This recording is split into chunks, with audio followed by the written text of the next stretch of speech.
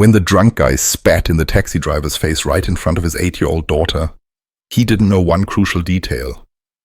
This quiet driver of the white sedan taxi was once a tactical officer for Apex Force, an elite unit that cleared urban sectors of insurgents so quietly that neighbors only learned about the operation from the news. Ethan Vance, 36, average height, grey eyes, short haircut, a scar above his left eyebrow, which he always explained away as an old car accident. In reality, it was shrapnel from a grenade during a building sweep in Alcara 12 years ago. Now he drives a cab in Seattle, Washington, living in a typical 2-bedroom apartment on the edge of the city in the Rainier Valley neighborhood. He pays his utilities on time, greets his neighbors, and helps the elderly carry their groceries to the door. To everyone around him, he is just a single dad, raising his daughter after a divorce and earning an honest living.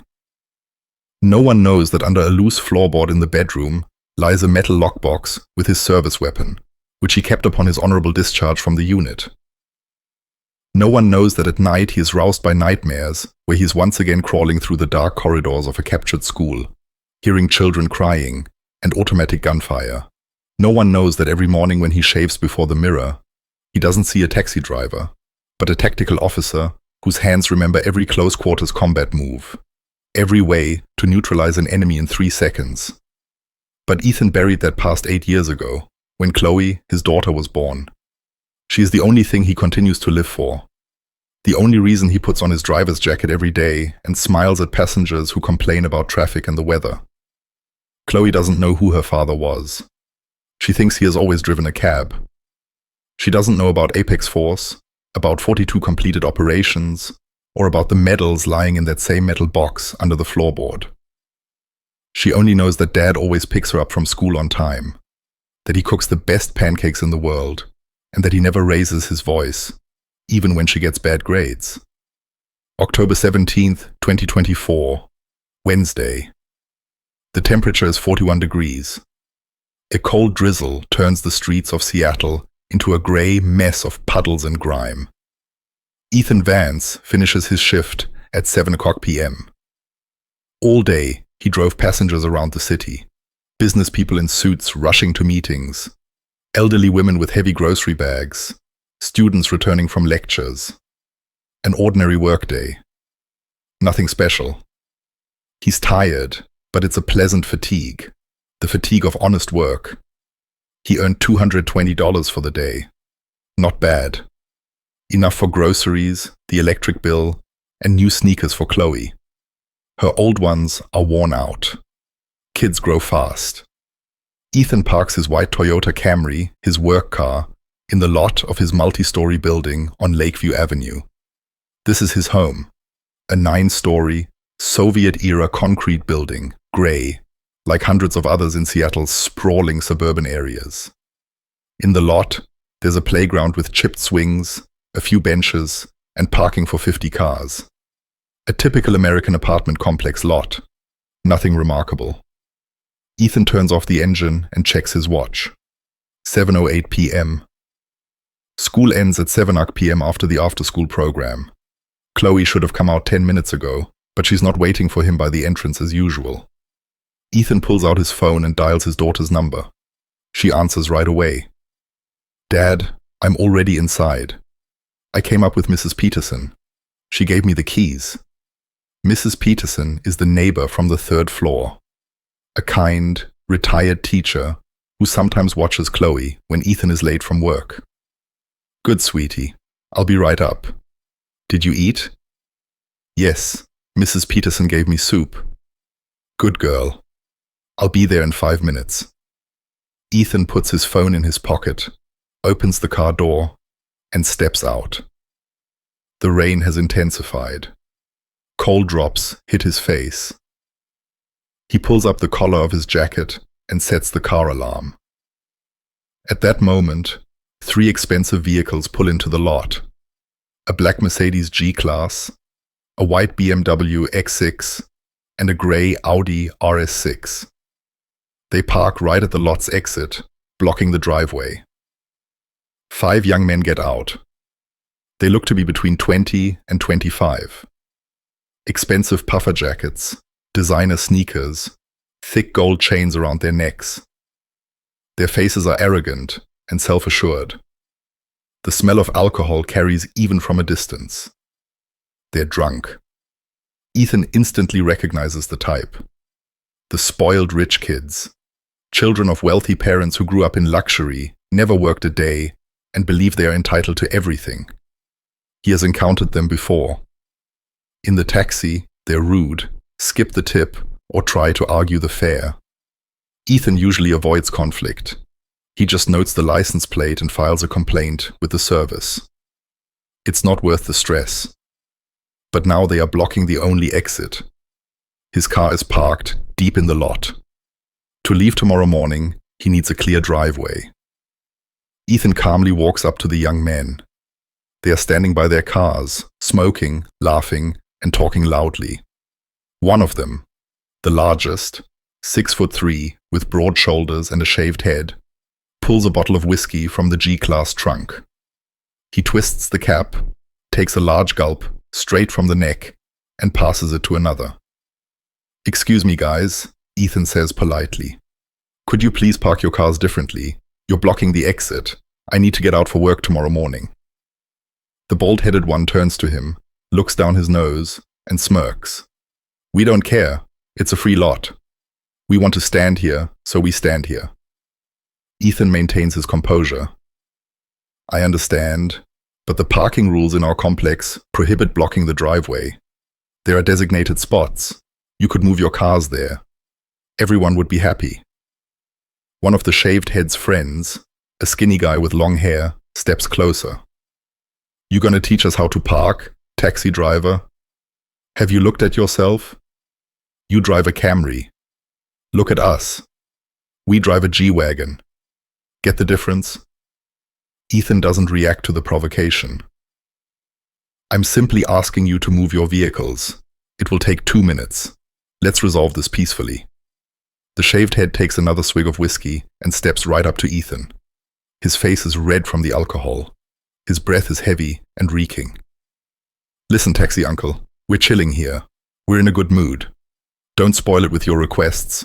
Go home, drink your tea, watch TV, and we'll handle things here." Ethan takes a deep breath, fighting to keep control. In Apex Force, he was trained to control his emotions in any situation. Anger slows reaction. Rage hinders thought. Calmness is a weapon. "Fine," Ethan says quietly. "Then I'll call the building manager. They'll send a tow truck. Your cars will be taken to the impound lot. You can pick them up yourselves from there." At that moment, the long-haired guy lunges at Ethan and pushes him in the chest. "You think you can threaten us? Do you even know who we are?" Ethan stands his ground. The push was weak. The guy is drunk, and his coordination is off. If Ethan had wanted, he could have put him down with a single move. A broken collarbone, a strike to the solar plexus, 3 seconds. But Ethan doesn't. He doesn't want conflict at all. He just wants these people to move their cars and leave him alone. "I don't know, and I don't care," Ethan replies calmly. "I'm only interested in a clear exit in the lot." The shaved head laughs, and the others join in. One of them, a stocky guy in a black leather jacket, says, "Hey Max, maybe you should explain to the man who you are." He doesn't get it. Max, the shaved head, smirks, straightens his shoulders, and speaks loudly for everyone to hear. "My name is Max Olsen. My father is Marcus Olsen, the owner of Olsen Consolidated, a construction company. We have contracts worth $50 million a year. We're building half the condos in this district. Do you understand who you're talking to now?" Ethan remains silent, looking at Max without emotion. Inside him, everything is still. The cold calm of a professional who has seen and done things these boys cannot even imagine. Max continues, nodding at the long-haired one. "And this is my brother, Avery. And these are our friends. All of our parents are serious people. Businessmen, officials. So I advise you, taxi uncle, don't push it. Go home while we're being nice. Ethan turns to walk away. It's pointless to talk to drunken idiots. He'll call the building management in the morning. Let them deal with it. But at that moment, he hears a familiar voice. Daddy! Chloe runs out of the building entrance. 8 years old. Light hair tied in a ponytail, a pink jacket, a blue backpack slung over her shoulders. Her face is bright with joy. She hasn't noticed the drunken men. She's just running to her father because she missed him all day. Ethan feels something clench inside him. No, not now, not in front of her. Sweetie, go back inside the building, he says, trying to keep his tone steady. I'll be up in a second. But Chloe doesn't hear, or doesn't want to. She runs up to him and hugs his leg. Daddy, I want to be with you. You promised we'd watch a movie together tonight. Max Olson looks at the girl and sneers. Oh, the taxi driver has a daughter. Cute kid. Avery, the long-haired brother, moves closer and leans down toward Chloe, his breath heavy with alcohol. Hello there, little one. What's your name? Chloe hides behind her father. She senses danger. A child's intuition. Ethan puts a hand on his daughter's shoulder. His voice remains calm, but it turns rock solid. Leave the child alone. Go on, enjoy yourselves. We're leaving. He turns, takes Chloe's hand, and starts leading her back to the entrance, but Avery calls out to him. Hey, taxi driver. Where are you running off to? We're not done talking. Ethan doesn't turn back, continuing to walk. 5 steps to the door. 4. At that moment, someone spits. The sound is distinct. The saliva hits the back of Ethan's head and slowly runs down his neck. Warm, sticky, and disgusting. Ethan stops and freezes. Time seems to slow down. Chloe looks up at him. Her eyes are wide open. She saw it. She saw a stranger spit in her dad's face. She saw the humiliation. Ethan slowly turns his head and looks at the group of young men. All 5 are laughing. Max Olson is doubled over. Avery gives him the middle finger. The stocky guy in the leather jacket is filming everything on his phone. Ethan pulls a tissue from his pocket and slowly wipes the spittle from the back of his neck. His movements are calm, methodical. His face remains impassive, but his eyes change, becoming cold and empty. It is the look he wore 12 years ago when he entered a building, knowing it contained terrorists with automatic weapons and hostages. The look of a man for whom death is simply part of the job. Chloe grips her father's hand tighter. Daddy, let's go home, she whispers, frightened. Ethan looks at his daughter and sees the fear in her eyes. That fear sobers him, bringing him back to reality. No, not here, not now, not in front of her. He nods. Let's go, sweetie. He lifts Chloe into his arms, even though she is too big for it, and carries her to the entrance. She wraps her arms around his neck and buries her face in his shoulder. Behind them, shouts erupt. That's right, taxi driver. Run. Go on. Show your daughter what a weakling you are. Ethan doesn't look back. He steps inside the building. The door closes behind them. The sounds from the street grow fainter, but the laughter can still be heard. They climb the stairs. 3rd floor. Apartment 42. Ethan opens the door with his key. They enter the small entryway. 2 rooms, a kitchen, a bathroom. A humble apartment. But it is their home. Ethan sets Chloe down. She looks at him with serious eyes. Dad, why didn't you hit that man? He was mean. My teacher said you should stand up for yourself. Ethan kneels down, looks into his daughter's eyes, and smiles, though his insides are boiling. Sweetie, there are things more important than fighting. If I had hit that man, the police might have taken us in. They might have taken you away to a foster home during the investigation. I couldn't let that happen, understand? Chloe nods slowly. But I saw that it hurt you. Not physically, Ethan replies. But right here. He puts his hand over his heart. But it will pass. The main thing is that you're safe. Chloe hugs him tightly with all her strength. I love you, Dad. I love you too, sweetie, more than anything in the world. They stand that way for a few seconds. Then Ethan gets up. All right, go do your homework. Then we'll watch a movie, like I promised. Which one do you want? The one about the princesses, Chloe shouts happily and runs off to her room. Ethan remains standing in the entryway. The smile slowly vanishes from his face. Only coldness remains. He walks into the bedroom and locks the door. He approaches the bed, kneels, and lifts the floorboard.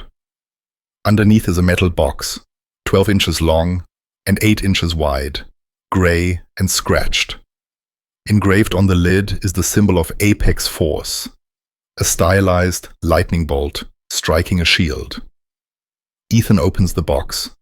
Inside is a 9mm sidearm, two 18-round magazines, a tactical knife with an 8-inch double-edged blade, 3 medals for special operations, and a photo of his squad. 8 men in camouflage against the backdrop of a destroyed building. Alcara, 2012. Ethan picks up the pistol. The cold metal. The familiar weight. He checks the mechanism. Flawless. The lubricant is fresh. He cleans the weapon once a month, though he hasn't used it in 8 years. Old habits. He inserts a magazine, racks the slide. A cartridge slides into the chamber. Click. Ready. Ethan looks at the pistol, then at the bedroom door. Behind it, Chloe is singing a song while doing her homework. Her voice is clear and joyful. The voice of a child who doesn't know war, blood, or death. Ethan lowers the pistol back into the box, closes the lid, replaces the floorboard, and stands up. No. Not now. Not like this. He leaves the bedroom, goes into the kitchen, sets the kettle on, gets a mug, and brews strong, black, unsweetened tea. He sits at the table and looks out the window. The 3 expensive cars are still parked in the lot. The young men are sitting in the Mercedes, drinking and laughing. The music is loud, and the bass rattles the windows. Neighbors peek out, but no one comes down. Ethan drinks his tea slowly. The hot liquid burns his throat, but it helps him focus, to think, to plan. In Apex Force, they had a saying, "Revenge is a dish best served, cold, and professional." A hot head leads to mistakes. Emotions kill operators. Professionalism saves them. Ethan pulls out his phone, opens his notes, and starts typing. Max Olson, older brother, shaved head, 6'3", 200 pounds, drunk, aggressive, arrogant. Avery Olson, younger brother, long hair, 5'9", 155 pounds, also drunk, less aggressive, but cocky. 3 friends, stocky one in a leather jacket filming, 2 others unknown.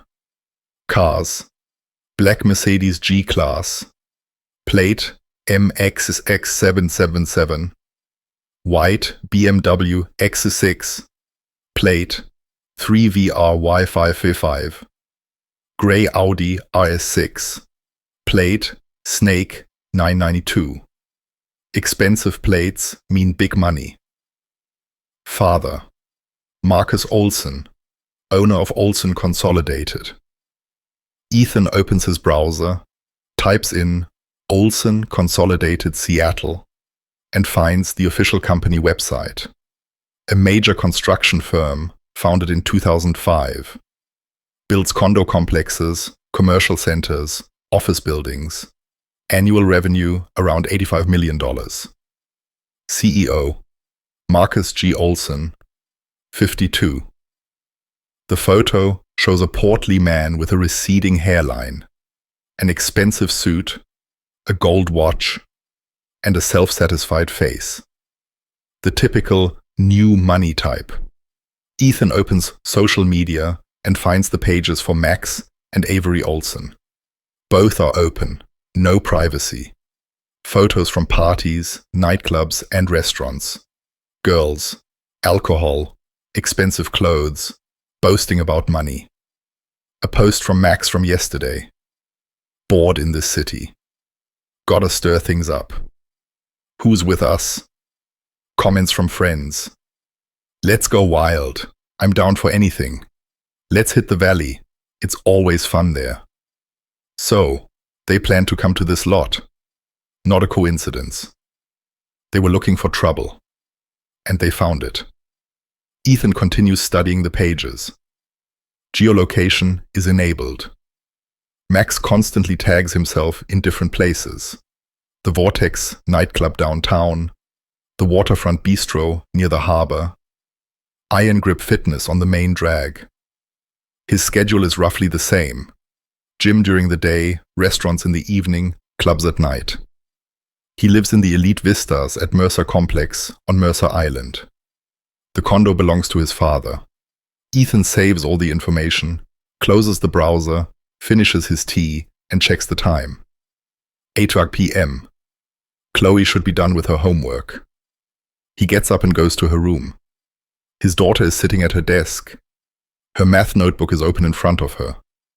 She is diligently forming the numbers, her tongue sticking out in concentration. "How's it going, sweetie?" Ethan asks. Chloe turns around and smiles. "Almost done. Just one problem left, but it's hard. Can you help?" Ethan walks over and looks at the problem. Simple third-grade arithmetic.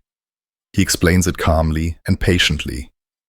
Chloe listens carefully and solves the problem. "Correct. Good girl," Ethan praises. "Now pack up your books. We'll watch a movie in half an hour." Chloe nods happily and runs off to pack her backpack for tomorrow. Ethan returns to the living room, turns on the TV, and finds a princess movie. Some Disney film. Bright colors, cheerful music, a happy ending.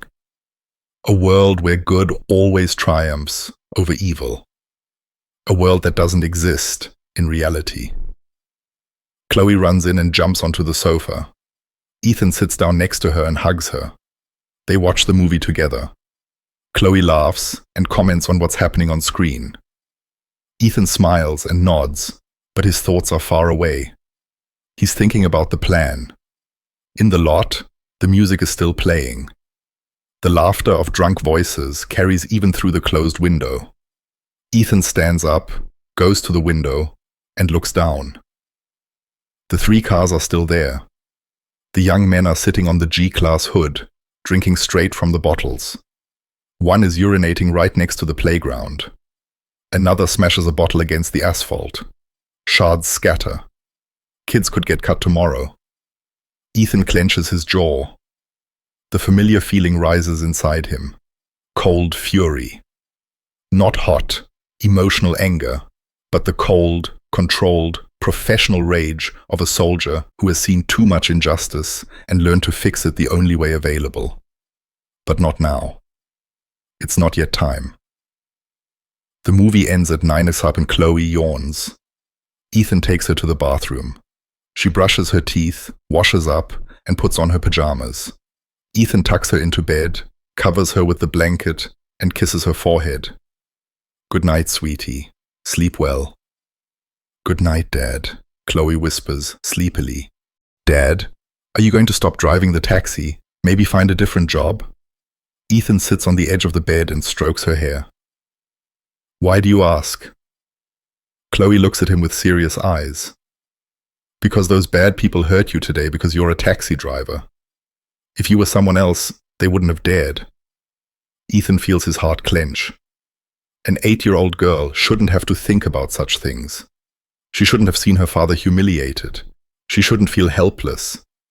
"Sweetie, it doesn't matter what I do for work. What matters is that I'm an honest man. I earn money with honest work. I take care of you. I love you. That's the main thing.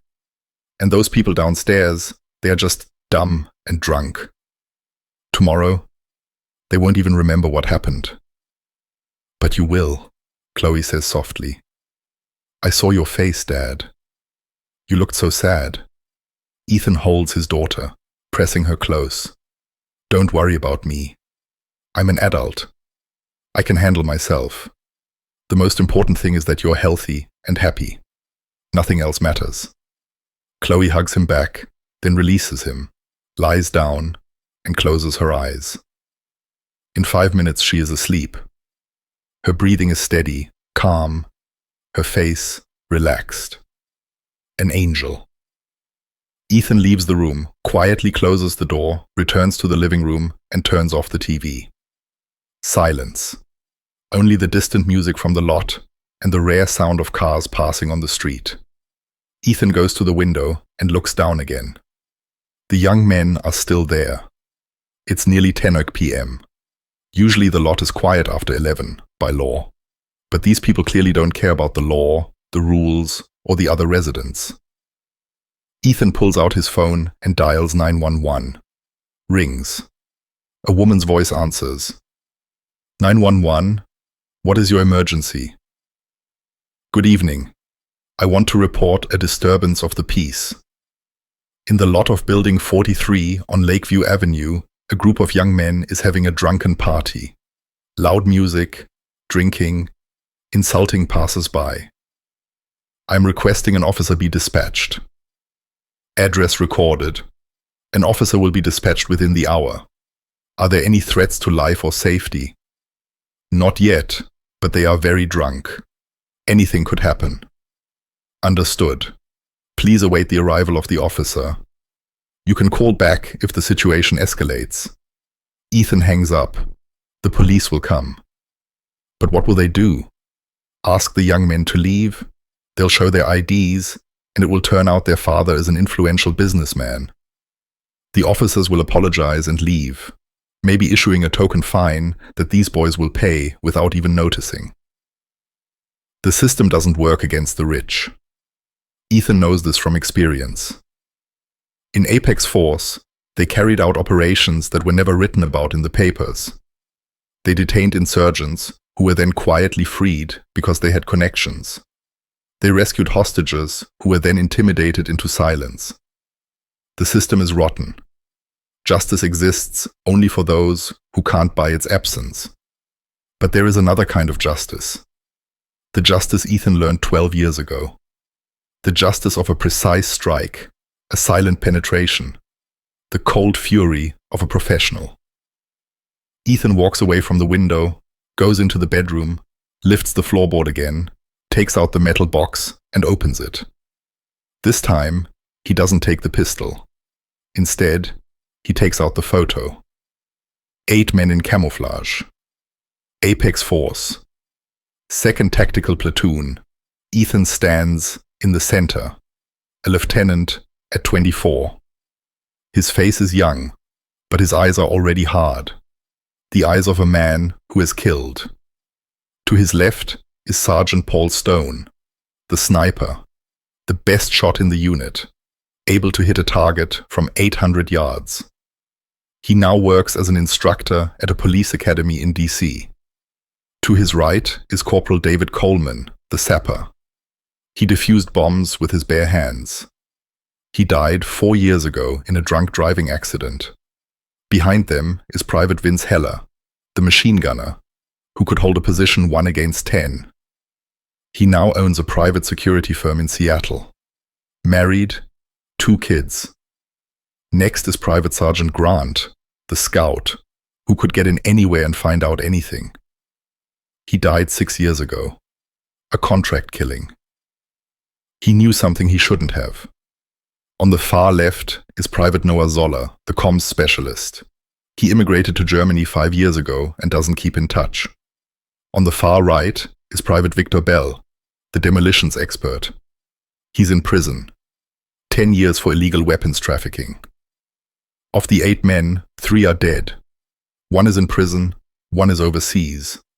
That leaves 3 Paul in DC, Andrew Drew Lane, the medic, here in Seattle, and Ethan himself.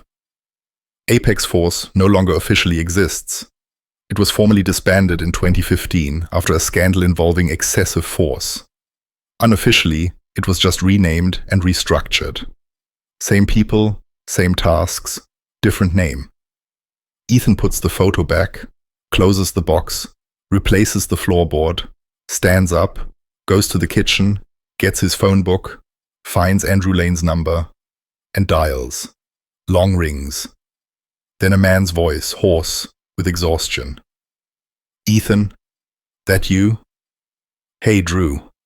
Did I wake you?" "No, just finished my shift. 12 hours in surgery. Saved 3 people. Tired as a dog. What's up?" "You need to meet. Urgent." A pause. Then, "When?" "Tomorrow morning. Where we usually go?" "Yeah, the Northern Lights Diner on the main drag. 8:00 a.m. "I'll be there. Is this related to work? Your old work?" "No, personal matter. But I might need your help." "Got it. See you tomorrow." Ethan hangs up and checks the time. 10:30 p.m. He's tired. It was a long day, but he can't sleep. Too many thoughts, too many emotions. He returns to the window and looks down. Finally, a police cruiser pulls into the lot. Lights are off. 2 officers get out and approach the group of young men. They talk. Ethan can't hear the words, but he sees the gestures. The officers are polite and calm. Max Olson pulls out his phone and shows them something on the screen. The officers nod. One of them says something into his radio. Then they get back in the car and drive away. The young men laugh and give the police car the middle finger as it leaves. Ethan stands at the window, his face granite, cold inside. The system failed, just as he expected. That means he needs to act differently. He walks away from the window, goes to the bathroom, turns on the cold water faucet, and puts his face under the stream. The icy water hits his skin, refreshing him, helping him think. Ethan looks at his reflection in the mirror. Wet face, short hair, the scar above his brow, grey eyes, the eyes of a soldier. He saw those eyes 12 years ago, before every operation. Saw them in the mirror before heading out on a mission. Saw them afterward, when he returned covered in other people's blood. These eyes know what it means to kill, know what it means to protect, and know the difference between right and wrong. Ethan turns off the water, dries his face with a towel, returns to the living room, and lies down on the sofa without undressing. He closes his eyes, but sleep won't come. Instead, memories flood back. Al-Qara, February 2012. An operation to free hostages in a residential building. Insurgents had seized an apartment on the 8th floor. A family of 4. They demanded the release of their comrades from prison. They had 6 hours for the operation. After that, they would start executing the hostages. Apex Force was ordered to infiltrate the building, neutralize the terrorists, and free the family. Ethan commanded the platoon. The plan was simple. Infiltrate through a neighboring apartment, breach the wall, storm the room, and neutralize the threat. They infiltrated at 3:00 a.m. silently. The neighbors didn't even wake up. Coleman, the sapper, created the opening in the wall, quietly, professionally. They burst in. 4 terrorists, all armed, 2 rifles, 2 pistols. The hostages were tied up in the corner of the room. A mother, a father, a 10-year-old girl, and a 7-year-old boy. The terrorists turned and reached for their weapons. Too slow. Ethan fired first. 2 shots. 2 terrorists fell. Stone, the sniper, neutralized the 3rd. A clean shot to the head. The 4th managed to grab his rifle and pointed it at the hostages. Ethan lunged forward. Hand to hand. 3 seconds. The terrorist's arm was broken. A strike to the throat. A chokehold. The terrorist lost consciousness. Operation completed. 4 minutes from start to finish. Not a single hostage was harmed. The family was evacuated. The mother cried with relief. The father thanked them, shaking the operator's hands. The children were silent, eyes wide open, in shock. Ethan remembers the girl's face. She looked at him the same way Chloe looked at him today, with fear and gratitude all at once. Then, he was a hero, a savior. Today, he's a taxi driver who was spat on in front of his daughter. Ethan opens his eyes and stares at the ceiling. A white ceiling with a crack in the corner. He's been meaning to patch it for ages. He never gets around to it. Outside the window, the music has finally died down. Ethan gets up, goes to the window, and looks down. The cars are still there, but the young men are gone. They probably took a cab home, leaving their cars until morning. Typical. Ethan checks the time. 11 p.m. He goes back to the sofa, lies down, and this time, he falls asleep. The sleep is restless. He dreams of nightmares, burning buildings, screaming, automatic gunfire, Chloe's face contorted in fear, the spit, the laughter. He wakes up at 4 a.m., his heart pounding, his shirt soaked with sweat.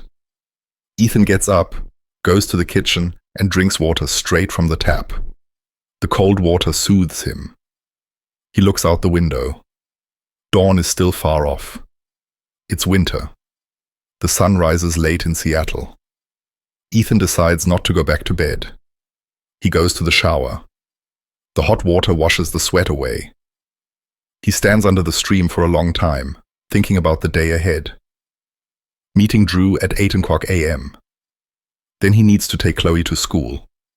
Then work. Or not. Maybe he should take the day off, call the taxi service, say he's sick. He needs time. Time to prepare. Ethan gets out of the shower, shaves, and gets dressed. Clean jeans, a black turtleneck, a dark blue jacket. He checks his phone. 5 a.m.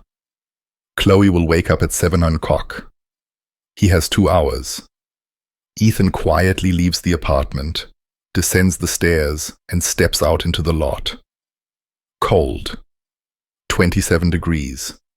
The wind is biting. The sky is dark, starless. The clouds are low. It will snow soon. The 3 cars are still in the same place, blocking the driveway. Ethan walks closer and examines the Mercedes G-Class. An expensive, new car. The black paint gleams even in the dim light of the street lamps. Tinted windows, chrome wheels, leather interior. Ethan tries the door. Locked, of course. He walks around the car, checking the tires. Expensive winter tires. He checks the plate. MAXXU77. A custom plate. Those cost around $7,500. Money wasted. Ethan pulls out his phone and photographs the car from different angles. The plate, the VIN through the windshield, a scratch on the rear bumper. Details. Details are always important. Then he moves on to the BMW X6. White, also new, also expensive. Plate 3VRY555. He photographs it. Then the grey Audi RS6, a sports model. Plate Snake 992. He photographs it. Ethan puts the phone away and looks around. The lot is empty. Everyone is asleep. The windows are dark. Only a few lights are on. Someone got up early for work. Someone hasn't slept all night. Ethan returns to the building entrance, goes back up to the apartment, and quietly opens the door. Chloe is still sleeping, curled up under the blanket. Only the top of her head is visible. Ethan sits on the edge of the bed and strokes her head. "Sweetie, time to wake up." Chloe stirs and opens one eye. "Too early, Dad. It's 7 a.m. Time to get ready for school." Chloe yawns, slowly sits up, and rubs her eyes. Dad, are you going to work today? Ethan shakes his head. No, I'm taking the day off. I'll spend time with you, take you to school, and then pick you up after class. Maybe we can go somewhere. Chloe smiles. Really? Can we go to the movies? Yes, we can. What movie do you want to see? The one about the superheroes. Deal. Now get up, wash your face, and get dressed. I'll make breakfast. Chloe jumps out of bed and runs to the bathroom. Ethan goes to the kitchen and makes breakfast. Scrambled eggs with sausage, toast, and cocoa. A simple breakfast. Chloe loves it. 20 minutes later, Chloe comes out. Washed, her hair brushed, wearing her school uniform. A blue skirt, a white blouse, a blue vest. Her hair is in a ponytail. She sits down at the table and eats breakfast quickly, telling him about school, her friends, and the new music teacher. Ethan listens, nods, and smiles, but his thoughts are far away. At 7:45 a.m., they leave the apartment, go downstairs, and step out into the lot. The 3 cars are still there. Chloe looks at them. Dad? Those are those cars. Those bad people. Yes, but don't worry. They're not here. They left. And they left their cars? Yes. Chloe frowns. But they're blocking the road. How will other cars get out? Ethan smiles. A smart girl. The right question. A tow truck is coming today to take those cars away. They'll get a big ticket. Really, Dad? You called a tow truck? Good job, Dad. They're bad. They should pay a fine. They walk to Ethan's car. The white Camry is parked in the corner of the lot. Ethan opens the door. Chloe gets in the back seat and buckles up. Ethan starts the engine and drives out of the lot, maneuvering around the 3 parked cars. It's tight, but he gets through. The drive to school takes 15 minutes. School 83 on the main thoroughfare. A typical neighborhood school, an old building. Ethan pulls up to the entrance. Chloe kisses his cheek. Bye, Dad. See you tonight. See you, sweetie. Study hard. Chloe jumps out of the car, runs to the entrance, turns around, and waves. Ethan waves back and watches his daughter walk into the school, disappearing behind the door. Now he is free for a few hours. Ethan checks his watch. 7:55 a.m. He drives to the main thoroughfare. Northern Lights Diner is near a large utility station. An old-school American diner, cheap, simple, but with good coffee and a quiet atmosphere. They've been meeting here for years. Ethan arrives at 8:05 a.m., parks nearby, and walks into the diner. It's warm inside. The smell of coffee and fresh pastries. Drew Lane is sitting at a booth by the window. 37 years old, tall, slender, dark hair with gray at the temples, a tired face. His eyes are smart and observant, the eyes of a surgeon who has seen too much death. He stands up when he sees Ethan. They embrace fiercely, like brothers, and sit across from each other. A young, smiling waitress comes over. What can I get for you boys? 2 black coffees, no sugar, Ethan says, and 2 sausage and egg biscuits. Drew nods. The waitress leaves. Drew looks at Ethan intently. You look rough. Didn't sleep much. Barely at all. What happened, Ethan? I've known you a long time. You wouldn't call me just for coffee. Ethan tells the story, short and to the point. Yesterday's incident. The spit. His daughter. The police who did nothing. The Olsons. Their connections. Drew listens silently, his face turning to stone. When Ethan finishes, Drew sighs. I get it. I'd feel the same way in your shoes. What are you planning to do? I don't know exactly, but I can't sit back. These people think they're untouchable. I have to show them they're wrong. Drew leans closer. His voice is low. Ethan, I understand, but think about Chloe. If you get involved in this, there will be consequences. These people are dangerous. They have money and connections. If something goes wrong, you could end up in jail. Or worse. What happens to your daughter then? Ethan clenches his jaw. That's exactly why I have to act. Chloe saw her father humiliated. She saw that I did nothing. If I stay silent, she'll grow up thinking weakness is normal, that you have to tolerate humiliation.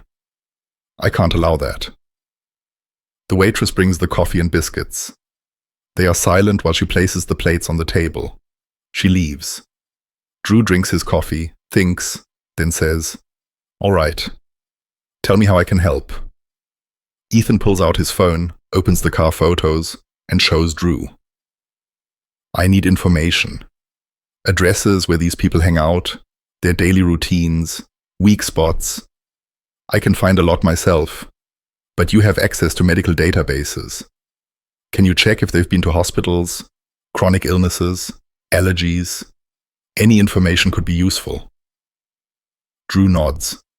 I'll do it. Give me a day. I'll send you everything I find by evening. Anything else? If I need medical assistance in the future, Ethan says quietly. For me, not through official channels. Can you do that? Drew looks him in the eye, is silent for a long moment, then nods slowly. I can, but Ethan, be careful. I don't want to be stitching you up after a bullet wound. Or worse. I'll try to keep it from getting to that point. The plan doesn't involve open confrontation, just a lesson. They need to understand who they messed with. Drew finishes his coffee and stands up. I have to get to work. My shift starts at 9. I'll send the information tonight. Take care of yourself and Chloe. They embrace again. Drew leaves. Ethan remains sitting, finishes his biscuit, drinks his coffee, and looks out the window. The ordinary workday is beginning outside. People are rushing to work. Cars are stuck in traffic. Life goes on as usual. But for Ethan, everything changed last night when he was spat on in front of his daughter. When something inside him flipped. Ethan pays for breakfast, leaves the diner, gets into his car, pulls out his phone, and calls the taxi service. The dispatcher answers. Vance, you on the road? No, Olga, I'm sick. Fever, weakness. Taking a couple of days off. Understood. Get well soon. Call me when you're ready to come back. Thanks. Ethan hangs up. Now he has time. 2 days, maybe more. Enough to prepare. He drives downtown, parks near the public library on the main avenue, and goes inside. The library is old and classic. High ceilings, wooden shelves, the smell of aged paper. Ethan goes to the computer lab, sits at a terminal, opens the browser, and starts searching for more detailed information about the Olsons. He finds the home address of Marcus Olson. The elite vistas at Mercer Complex on Mercer Island. Gated community. Security at the entrance. Video surveillance around the perimeter. Infiltrating there will be difficult. He finds information about Olson's business. Olson Consolidated has an office on a prominent downtown street, a large 10-story building. The company occupies the top 3 floors. Marcus Olson's office is on the 10th floor, with panoramic windows overlooking the city. He finds Max Olson's schedule from his social media. Geolocation shows he regularly visits Iron Grip Fitness 3 times a week, Monday, Wednesday, Friday, from 1100 a.m. to 100 p.m. Afterward, he usually eats lunch at the waterfront bistro nearby. Evenings are nightclubs, the Vortex, the Mirage, the Arctic, always different, but always downtown. Avery Olson is less predictable. His geolocation is chaotic. but he often checks into the same places as his brother. They spend time together. Ethan saves all the information to a flash drive he bought on the way. He deletes the browser history, leaves the library, gets into his car, and checks the time. 11 a.m. He has a few hours before picking up Chloe from school. He drives to the main thoroughfare, parks near Iron Grip Fitness, a modern building of glass and concrete. The sign is bright and neon. Ethan goes inside.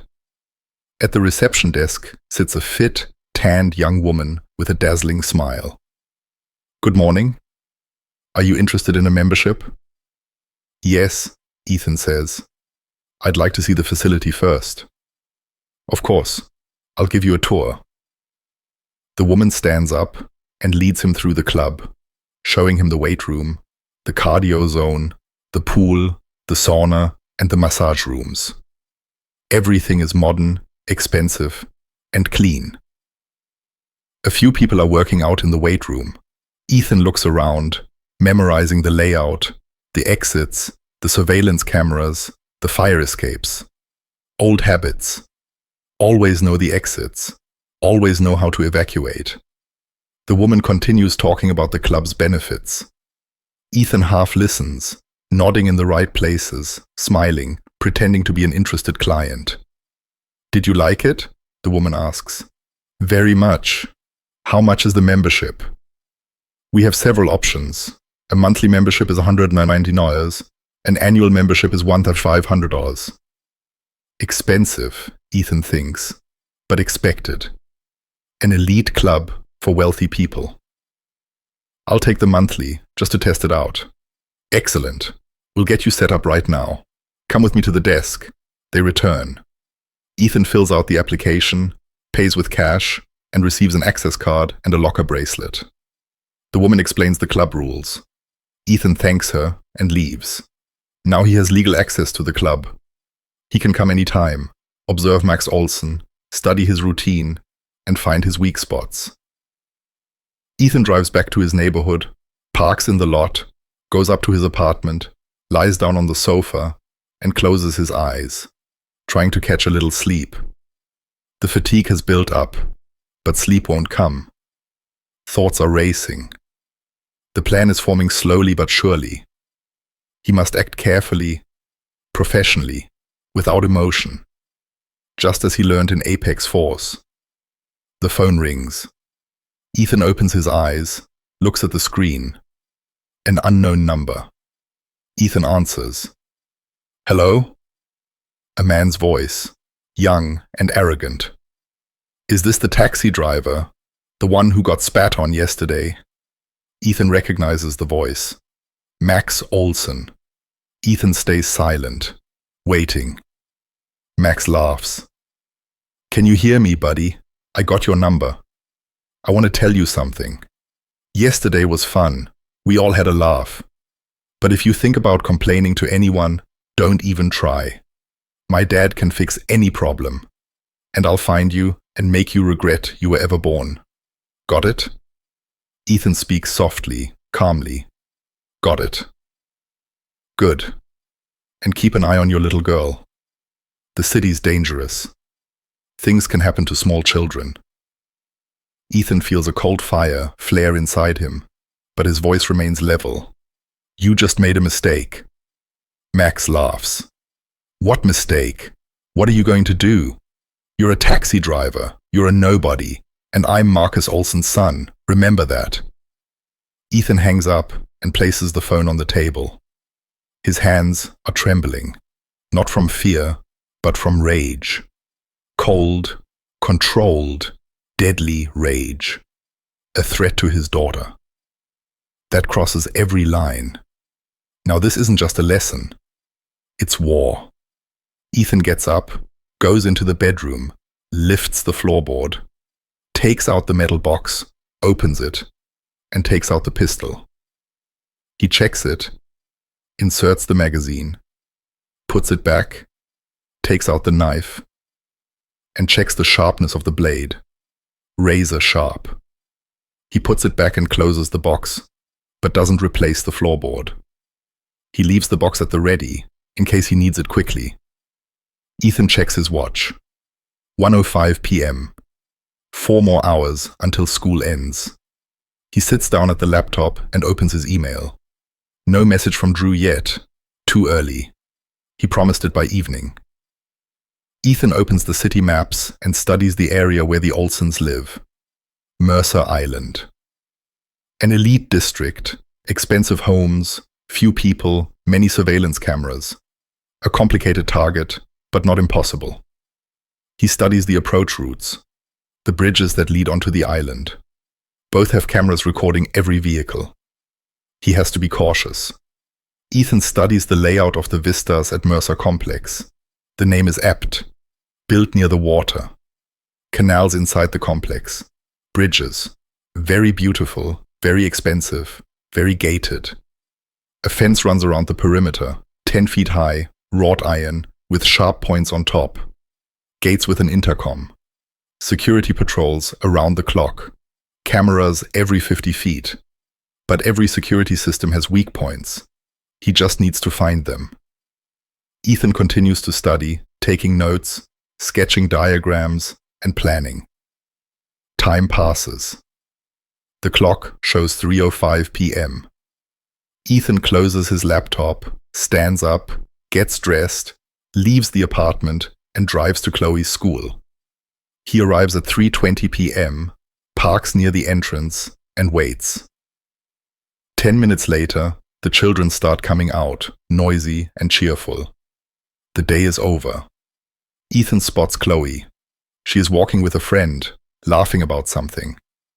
Chloe sees her father, waves, says goodbye to her friend, and runs to the car.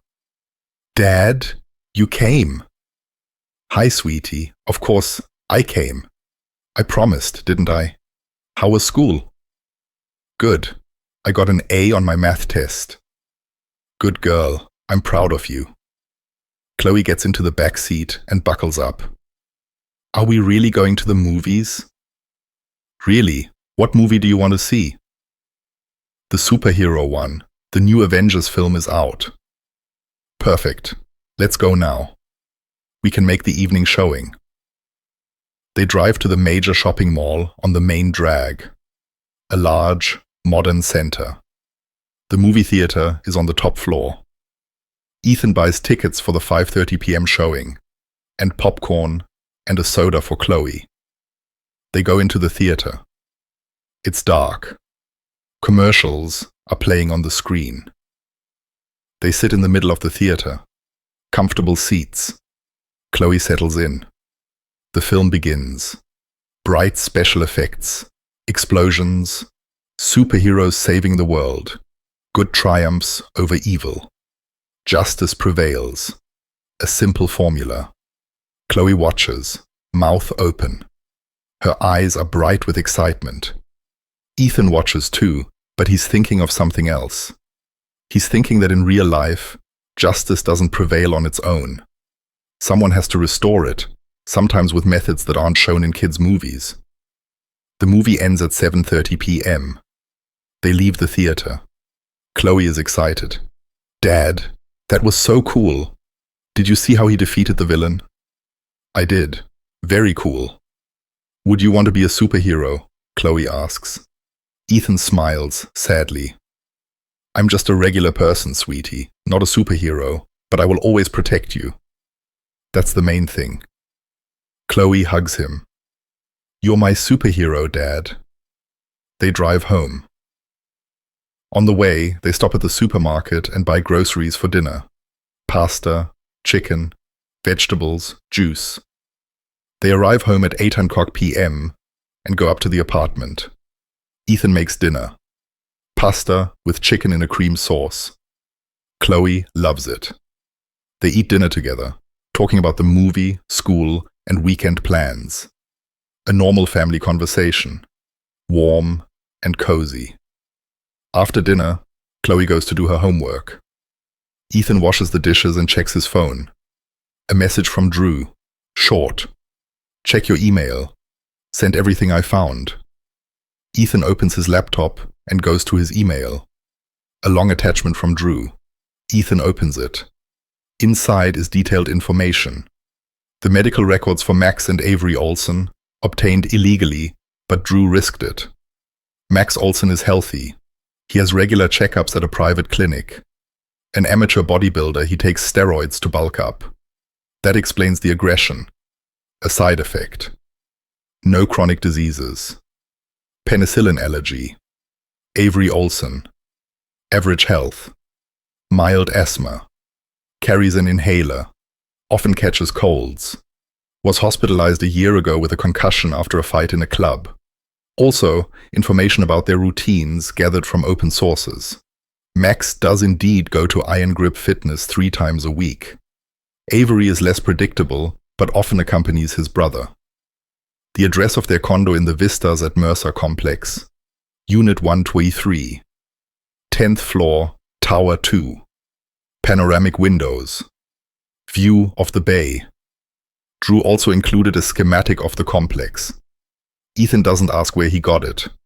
Drew has connections. Former Apex Force colleagues always help each other.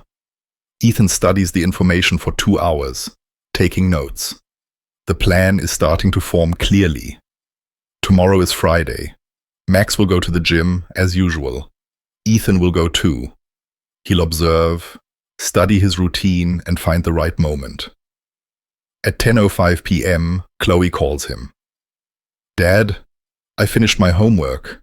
Can I watch a cartoon before bed?" A half hour, then bed. Chloe watches the cartoon.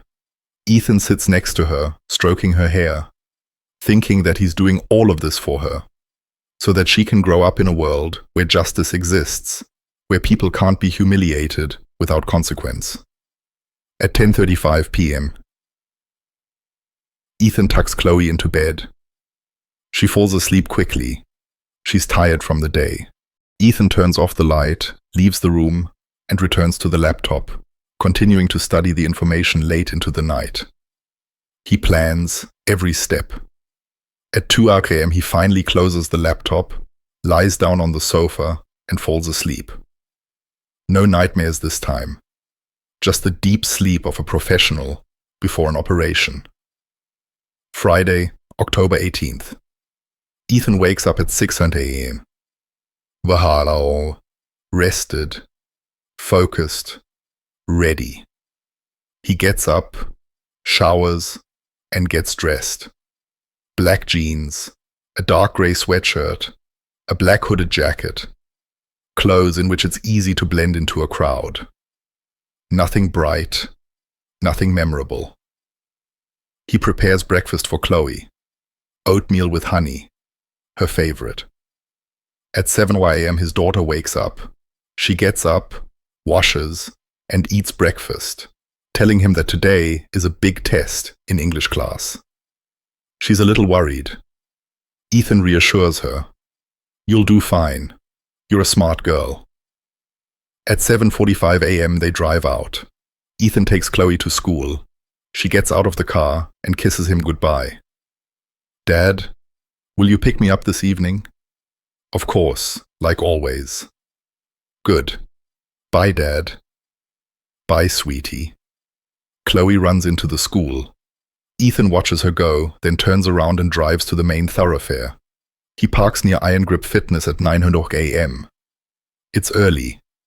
Max usually arrives at 11:00 a.m., but Ethan wants to get comfortable and study the atmosphere from the inside. He enters the club and shows his access card at the reception desk. The woman smiles. "Good morning. Have a good workout."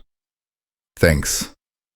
Ethan goes to the locker room, changes into the gym clothes he bought yesterday, black shorts, a grey t-shirt, and walks out to the weight room. The room is half full. The morning crowd. People are working out intently. No one pays attention to the newcomer. Ethan chooses a treadmill with a good view of the entrance. He starts running. Medium pace, steady breathing. His old physical fitness returns quickly. Muscle memory. He runs for an hour, observing, memorizing the faces of the staff, trainers, and security guards. Surveillance cameras hang in every corner, but there are blind spots. The locker room, the corridor to the emergency exit, the sauna.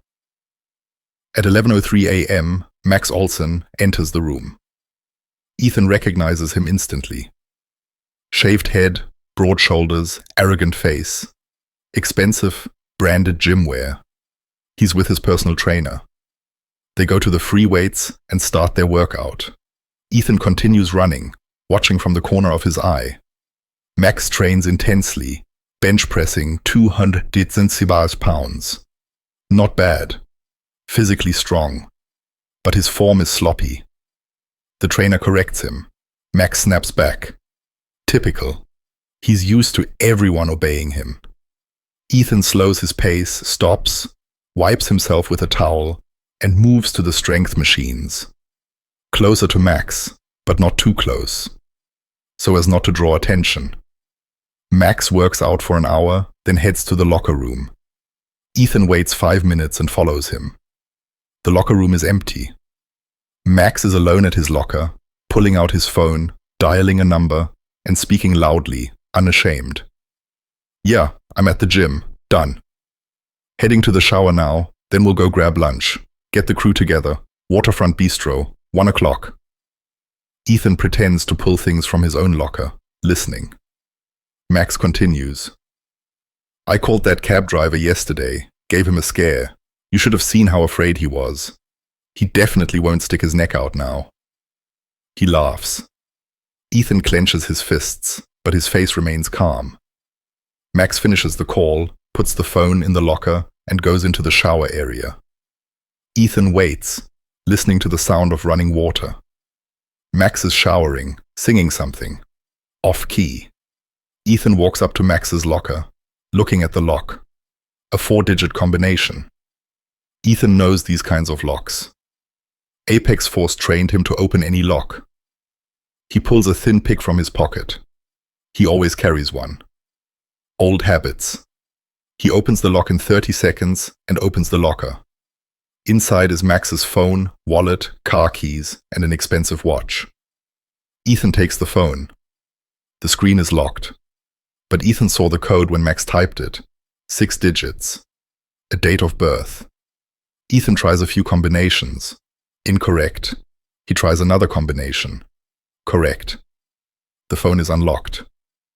Ethan quickly opens his contacts, finds his father's number, Marcus Olson, and saves it to his own phone. He finds their chat messages and saves the important ones. Messages with Avery, with friends, plans for the evening, addresses. Everything could be useful. Ethan works fast, 2 minutes.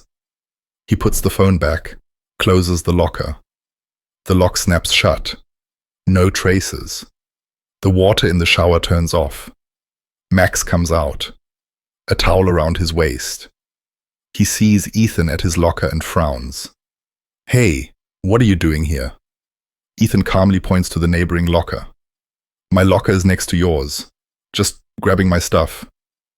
Max looks suspicious, then shrugs. Whatever. Ethan takes his things and heads into the shower area. He showers quickly, using cold water, clearing his head. He returns to the locker room. Max is already dressed, has collected his things, and is leaving. Ethan changes, leaves the club a few minutes after Max, and sees him getting into the black G class. The same one. Plate make is ASK77. Max drives off. Ethan gets into his Camry and follows, maintaining a distance. 3 cars between them. Professional. Unnoticed. Max drives down the main thoroughfare, turns onto a downtown street, and stops near the Waterfront Bistro. He gets out of the car, hands the keys to the valet, and goes into the restaurant. Ethan parks across the street, waits, and observes. 10 minutes later, the other 2 cars arrive. The BMW X6 and the Audi RS6. The same ones. Avery Olson and 3 friends get out. The same 5 guys from the lot. They go into the restaurant and meet Max. Ethan checks his watch. 1:05 p.m. Disse, Giasi Tuai. Lunch will last an hour, maybe 2. Drunken young men like to linger. Ethan pulls out his phone and calls Chloe's school. A secretary answers. "Hello, this is Chloe Vance's father." I wanted to let you know that my sister will be picking her up today. I have an urgent work issue. Understood. What is your sister's name? Molly Vance. Ethan hopes they don't check the documents too carefully. It's a small school. Everyone knows everyone. All right. We'll pass that on to the teacher. Thank you. Ethan hangs up. He calls Mrs. Peterson, the neighbor who sometimes watches Chloe. Mrs. Peterson answers right away. Ethan, hello? Mrs. Peterson, I have a huge favor to ask. Can you pick up Chloe from school today? I have an urgent work thing, and I won't make it. Of course, Ethan. No problem. I'll pick her up at 3 o'clock. Thank you so much. I'll stop by this evening. Don't worry. Chloe is like my own granddaughter. Everything will be fine. Ethan thanks her again and hangs up. Now Chloe is safe. He can focus on the job. He continues watching the restaurant. At 2:35 p.m., the young men leave. Drunk, laughing, talking loudly. They get into their cars. Max and Avery in the Mercedes, the three friends in the BMW and Audi. They drive away. Ethan follows. They drive toward Mercer Island, to the elite vistas at Mercer Complex. Ethan stops at a distance and watches them drive through the gate. The security guard doesn't even check. He recognizes the cars and lets them through. Ethan parks on the side street and takes a pair of binoculars from the glove compartment. Old military binoculars, dating back to his service days. He observes the complex. High fence, cameras, security patrols the perimeter every hour. Professional security, but not perfect. Ethan notices a weak spot. On the side facing the bay, the fence is lower. There are docks for the residents' boats and yachts. Fewer cameras, security patrols there less often. Water. He can approach by water. Ethan puts the binoculars away, starts the car, and drives off. He drives to the harbor on the mainland, finds a boat rental place, a small office with an old man behind the counter, about 60 years old. Good afternoon. I'd like to rent a boat for the evening. The old man looks at him. Going fishing? Yes, been meaning to for a while. The old man nods. Motorized or rowboat? Rowboat. I like the quiet. Got it. 2 hours rental is $40, $100 deposit. Need to see ID. Ethan shows his driver's license, pays in cash. The old man fills out the contract and hands him the keys to the boat. Dock number 12. Blue boat. Oars are inside. Life vest is mandatory. Thank you. Ethan walks to the dock, finds the boat. It's old but sturdy. He sits down inside, checks the oars, puts on the life vest for show, shoves off, and rows slowly across the bay. Cold water, grey sky, sharp wind. But Ethan doesn't mind. He's rowed in worse conditions. Chechnya, the Terek River, a night crossing under enemy fire. This is just a stroll. He rows toward Mercer Island, circles around to the west side, and approaches the vistas at Mercer Complex. He sees the docks, expensive, snow-white yachts. Names on the hulls. Luck, Dream, Freedom. Ethan rows closer, landing on the shore in a patch of shrubs, hiding the boat and looking around. There really are fewer cameras here. One is aimed at the docks, but it doesn't cover the entire area. There's a blind spot, exactly where Ethan landed. The fence here is 6 feet high, lower than the main entrance. He can climb over. Ethan checks it out. He climbs over quickly, silently, and finds himself on the complex grounds. He hides behind the trees, looking around. Beautiful grounds, well-kept lawns, fountains, sculptures, cobblestone paths. The residential towers rise up, 10 stories each. Glass and concrete. Modern architecture. Ethan moves along the trees, cautiously, professionally, avoiding the cameras, using the blind spots. He finds Tower 2, where the Olsons live. 10th floor, Unit 123. The panoramic windows are visible from above. The lights are on. Someone is home. Ethan pulls out his phone and photographs the layout, the approach routes, the emergency exits, the surveillance cameras, everything that could be useful. Then he returns the same way, climbs back over the fence, gets into the boat, and rows back to the harbor. He returns an hour later, gives the boat back to the old man, collects his deposit, thanks him, gets into his car, and checks the time. 4:45 p.m. He needs to go get Chloe from Mrs. Peterson's. Ethan arrives at Mrs. Peterson's building, the one next door, and calls the intercom. Mrs. Peterson opens the door. Chloe runs out. "Dad, hi sweetie. How are you?" "Good. Mrs. Peterson gave me cookies, and we did homework together." Mrs. Peterson comes out behind her. A kind woman, grey hair, a warm smile. "Ethan, is everything all right? You look a little pale." "Everything's great, just tired. Work." "I understand. It's tough raising a child alone." Ethan nods. "Thank you so much. How much do I owe you?" "Nonsense, Ethan. It's my pleasure to help. Chloe is a smart girl. She's easy to be with." "Then at least come over for tea sometime." "I certainly will." They say goodbye. Ethan and Chloe walk home, go up to the apartment. Chloe talks about school, the test she did well on, her friends, her teacher. Ethan listens, smiles, and nods, but his thoughts are far away. In the evening, he makes dinner. Microwaved mac and cheese, quick and easy. Chloe loves it with extra cheese. They eat dinner, watch TV, some reality show. Chloe laughs. Ethan sits beside her, hugging his daughter, thinking that he's doing all of this for her, so she can grow up in a world where justice exists, where you can't humiliate people and get away with it. At 9:05 p.m., he tucks Chloe into bed.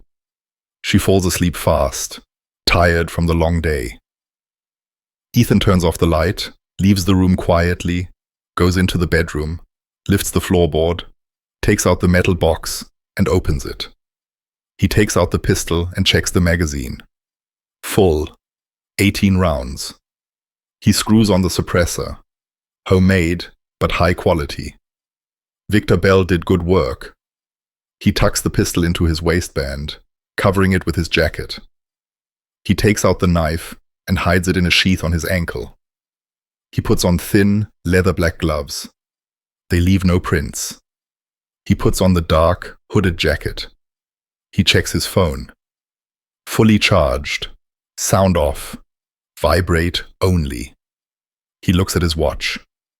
9:30 p.m. Time to move out. Ethan leaves the apartment silently, descends the stairs, and steps out into the lot. Dark and cold. The wind howls between the buildings. No one is around. Ethan gets into his car, starts the engine, and drives toward Mercer Island. On the way, he calls Drew. Briefly. "Drew, if something goes wrong, take care of Chloe. Deal?" A pause. Then, "Ethan, are you sure about this?" "I'm sure." "All right. Deal. Be safe." "I'll try." Ethan hangs up and continues driving. He arrives at Mercer Island at 10:05 p.m. He parks away from the complex and turns off his headlights. He waits. He watches. At 10:30 p.m., the security detail passes by the bay side. A patrol. 2 guards, flashlights, radios. They check the perimeter. They walk past and disappear around the corner. Ethan waits another 5 minutes, then gets out of the car and walks toward the bay. Quietly, silently, like he did with his old unit. He moves between the trees and approaches the same spot where he landed the boat during the day. The fence is 6 feet high. He climbs over easily, silently, and finds himself on the complex grounds. He hides behind the bushes, listening. Silence. Only the wind and the distant noise of traffic from the highway. Ethan moves toward Tower 2, cautiously, professionally, avoiding the cameras, using the blind spots. He approaches the building. The main entrance is locked. Intercom, keypad. Ethan knows the code. He saw a resident enter it during the day. 4 digits. 5790. He enters the code. The door clicks open. Ethan goes inside. The lobby is luxurious. Marble, mirrors, a crystal chandelier. The elevator is at the far end, but the elevator is noisy. It will attract attention. Ethan chooses the stairs. The emergency exit is to the right of the elevator. He opens it and starts climbing. 10 floors. Ethan climbs slowly, silently. His breathing is steady. His physical fitness is good. On the 10th floor, he stops and listens. Silence behind the door. He opens the door slightly and looks out. The corridor is empty. Soft carpet, light-colored walls, apartment doors on the left and right. Unit 123 is at the end of the hall. Ethan leaves the stairwell, walks down the corridor, and quietly approaches the door. He listens. Music is playing inside. Loud, bass booming. Voices. Laughter. A party. Ethan checks the door. Metal. The lock is complex, but not impossible. He takes out his picks. He works for 2 minutes. The lock gives way. The door opens. Ethan steps inside and closes the door behind him. He's in the entryway. Large, expensive furniture. Paintings on the walls. A full-length mirror. Music is coming from the living room. Voices are loud and drunk. Ethan moves down the corridor silently, like a ghost. He pulls out the pistol and holds it ready. He peers into the living room. A huge room. Panoramic windows overlooking the bay. Leather sofas. A glass table. Bottles on the table. Many bottles. Whiskey, vodka, champagne. 5 people. Max Olsen is on the sofa, Avery next to him. 3 friends, all drunk, laughing. One is telling a joke. The others are listening.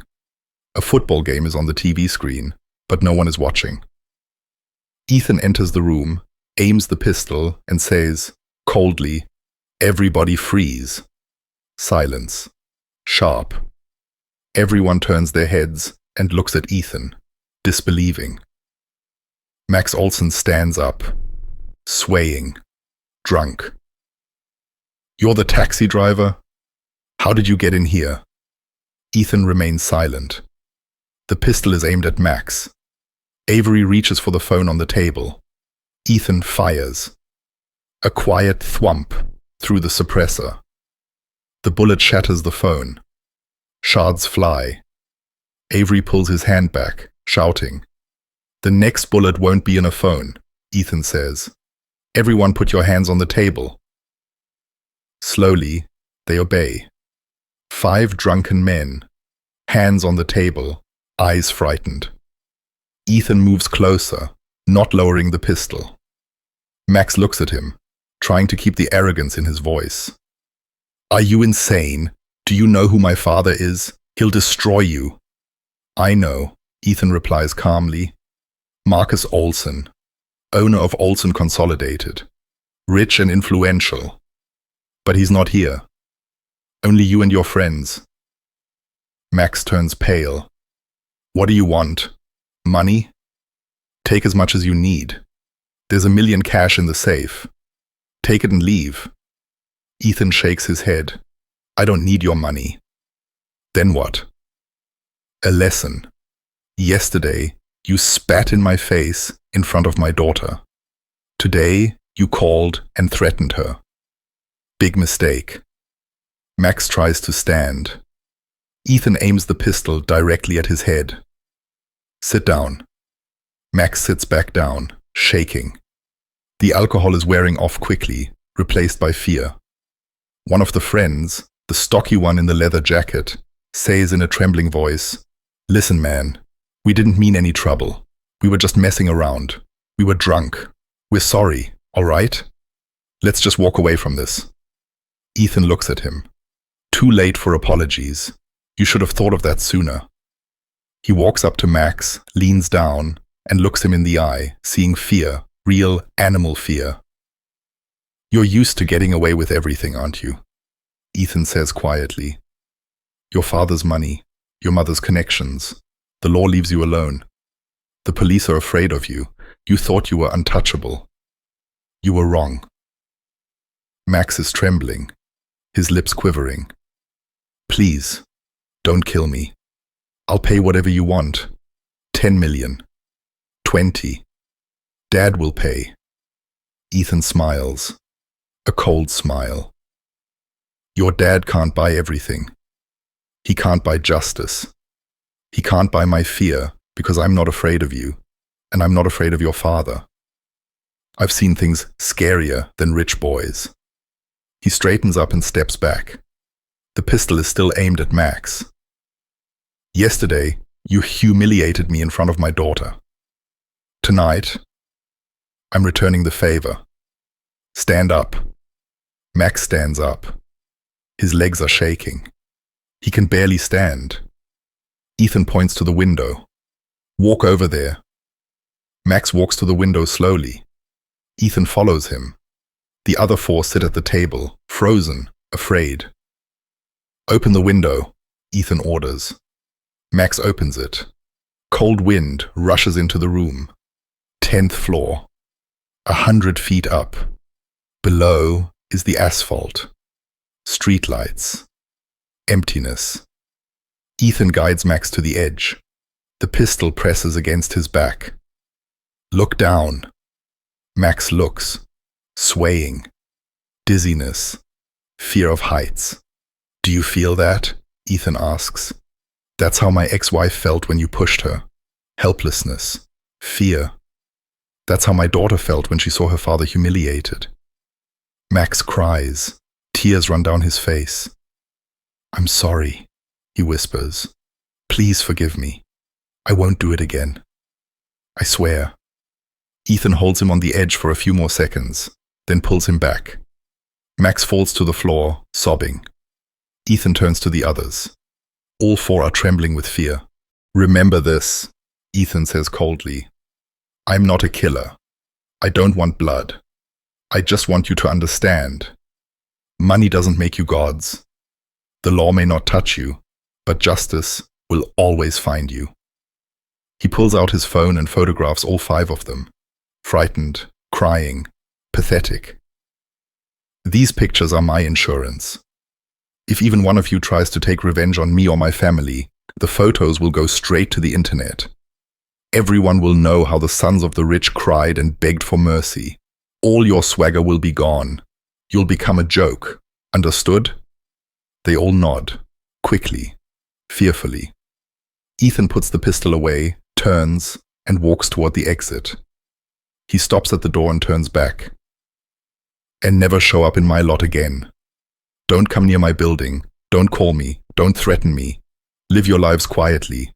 I'll live mine. If you break this rule, I will return. And next time, I won't be so kind."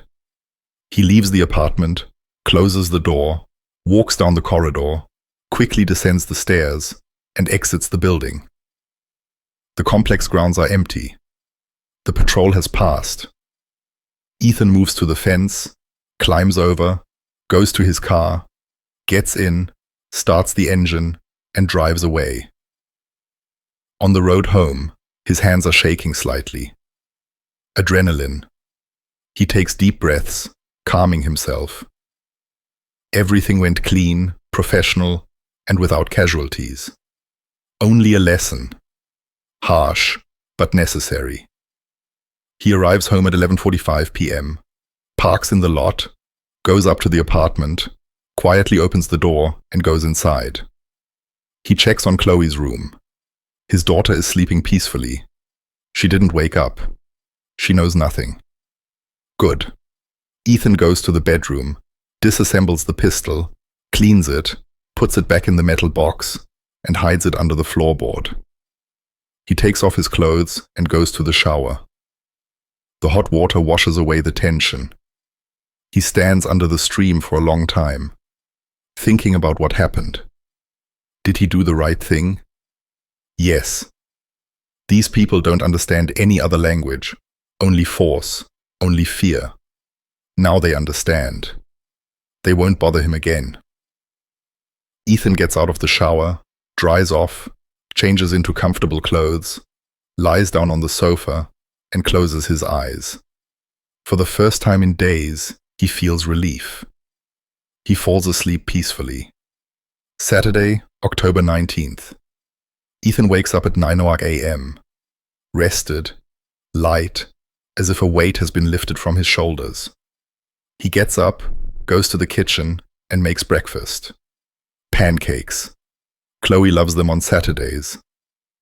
At 9:30 a.m., his daughter wakes up and comes out of her room, sleepy and sweet. Good morning, Dad. Good morning, sweetie. Pancakes are ready. Chloe smiles, sits down at the table and eats breakfast, telling him about her dream. Something about princesses and dragons. Ethan listens and smiles. His heart is filled with warmth. After breakfast, they go for a walk. The local park nearby. Autumn leaves are yellow and red. The wind is cool, but the sun is shining. It's beautiful. Chloe runs around, collecting leaves and making a bouquet. Ethan sits on a bench, watching, thinking about the future. Everything is behind him. The Olsens won't bother them anymore. He can live peacefully, raise his daughter, work, and be happy. His phone rings. Ethan pulls it out. Drew. Hello? Ethan, how are you? Everything okay? Everything's great. The operation went clean. Thank goodness. I was worried about you. Thanks, brother. We'll meet up sometime. I'll tell you the details. Deal. Take care of yourself and Chloe. I will. Ethan hangs up and puts the phone away. Chloe runs up to him, showing him the bouquet of leaves. Dad, look. It's pretty. Very pretty. We'll take it home and put it in a vase. They walk for another hour, then return home and eat lunch together. Soup, chicken cutlets, potatoes. Simple, delicious food. After lunch, Chloe asks to watch a movie. Ethan puts one on, and they sit on the sofa together, happy. In the evening, Ethan checks the news online. Nothing about an incident at the Vistas at Mercer complex. The Olsens are silent, just as he thought. They don't want the shame. They don't want everyone to know how they were scared off. Good. Let them be silent. Let them remember the lesson. At night, when Chloe is asleep, Ethan goes out onto the balcony and looks at the city lights. Cars. People living their lives, each with their own problems, joys, and dreams. Ethan Vance has become an ordinary man again. A taxi driver, a father, a neighbor who says hello in the morning. Apex Force remains in the past, but the memory of it lives on.